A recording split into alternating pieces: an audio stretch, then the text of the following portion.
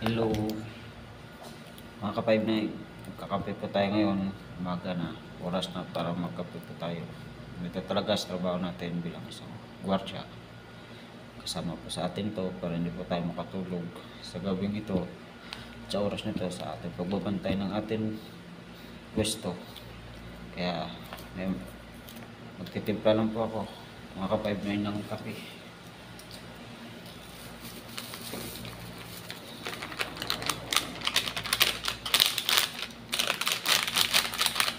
At ito po yung kape ko, kopi ko black, mga ka-5 na ito po yung iniinom ko para hindi po ako makatulog kasi yung trabaho natin 12 oras hanggang umaga pa tayo, mga ka-5 na at sa area ko po ngayon ay sobrang lamig po, kaya nagtimpla ko ng kape at maya maya papaumaga naman. Kaya ito po ginagamit ko para hindi po ako antukin, mga ka-5 na subukan nyo po ito, masarap to.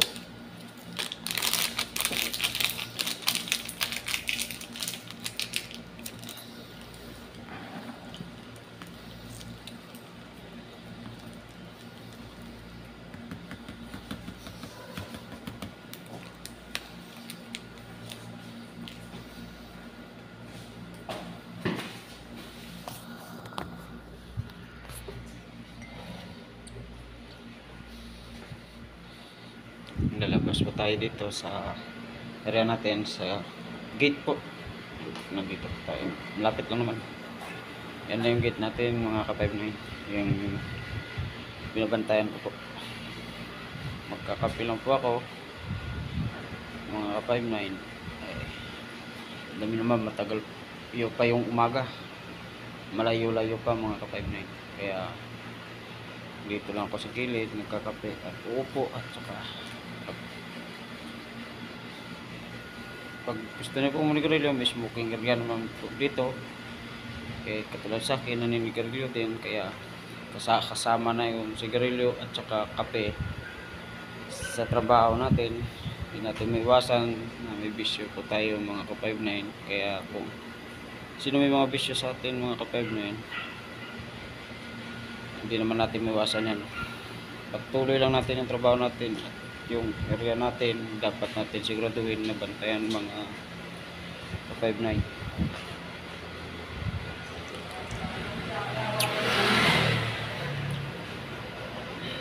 Mahirap kasi, mga ka-5-9, yung tayo lang dito sa trabaho natin, talagang puyat, antok, kasama na yan. At talaga natin maiwasan na makaiglip sa area natin na binabantayan. Kaya yung ginagawa ko, mga ka-5-9, nagkakape ako para hindi ako kapil at palakad-lakad dito sa area ko. Yan po yung gate na yan, yung binabantayan ko, mga ka-5-9. At saka makaramdam ako ng pagod or para makakaiglip yung mata ko, ginagawa ko, tayo lang, ikot, balik sa mesa. Yan, mga ka-5-9, yung mesa ko. At tapos dito balik, yan po, at hanggang umaga na po yan, mga ka-5-9. Ito lang ginagawa ko, magkakape.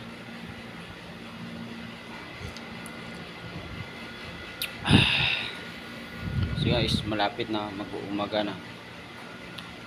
Anong oras na kasi ko lang masabi yung oras, at saka hindi naman po natin pwedeng ipakita yung area ko na binabantayan ko kung ano. Isa po itong hotel, mga guys, mga ka-5-9 na binabantayan. Ito po yung main gate po na binabantayan ko, mga ka-5-9. Tsaka kakape lang po muna ako, mga ka-5-9, dahil parang inaantok kasi sa ako pag hindi ako naglalakad-lakad at aalis sa tusiro ko, talagang antokin kang ka-5-9. Ang ginagawa ko, magkakape lang.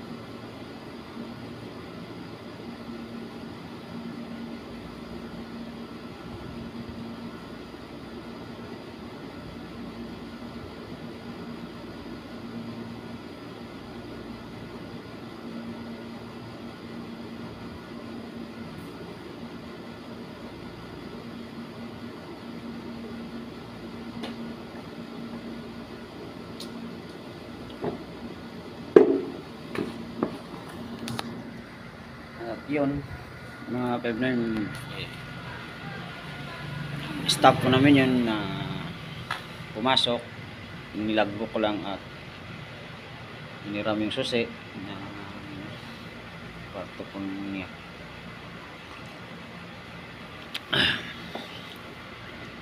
Yeah. Sobrang hirap talaga guys, oh. Pag ganito yung trabaho natin, oh. Bilang isang gwardiya, talagang gagampanan po natin yung trabaho natin na bilang isang gwardiya, na protektahan ang isang area at hindi papabaya sa trabaho natin, mga ka-5-9. Talagang kahit ganong hirap, tinitiis at kinakaya kahit may panganib na dumarating sa buhay natin. Kaya tis-tis lang mga ka-5-9 dahil sa trabaho na ito. Kasama na yan sa buhay natin mga ka-5-9. Talagang magtitiis lang tayo. Darating ang panahon na tayo'y aahon sa buhay rin natin.